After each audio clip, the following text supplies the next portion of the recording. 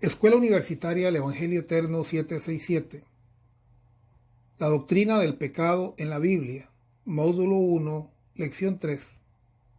Director ejecutivo Milton Alonso Granados. ¿Qué es el pecado? El pecado original o pecado de Adán. Notas tomadas del diccionario bíblico Easton. El pecado original. Siendo nuestros primeros padres la raíz de toda la humanidad, la culpa de su pecado fue imputada. Y la misma muerte por causa del pecado y su naturaleza corrupta fueron transmitidas a toda su posteridad, descendiendo de ellos por generación ordinaria. Adán fue constituido por Dios cabeza federal y representante de toda su posteridad, como también era su cabeza natural. Y por eso cuando cayó, ellos cayeron con él. Su prueba fue nuestra prueba, y su caída fue nuestra caída. Romanos capítulo 5, versos 12 al 21. Primera de Corintios capítulo 15, verso 22 al 45. Debido al primer pecado de Adán, toda su posteridad vino al mundo en un estado de pecado y de condenación, es decir, un estado de corrupción moral y de culpa, habiéndoseles imputado judicialmente la culpa del primer pecado de Adán. El pecado original se usa con frecuencia y de manera apropiada para denotar solo la corrupción moral de toda su naturaleza heredada por todos los descendientes de Adán. Esta corrupción moral heredada consiste en la pérdida de la justicia original y la presencia de una propensión constante hacia el mal. Mal que es la raíz y el origen de todo pecado actual. En la Biblia se le llama pecado.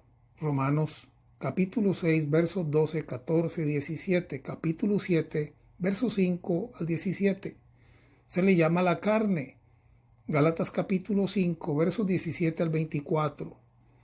Se le llama lujuria, Santiago capítulo 1, versos 14 y 15.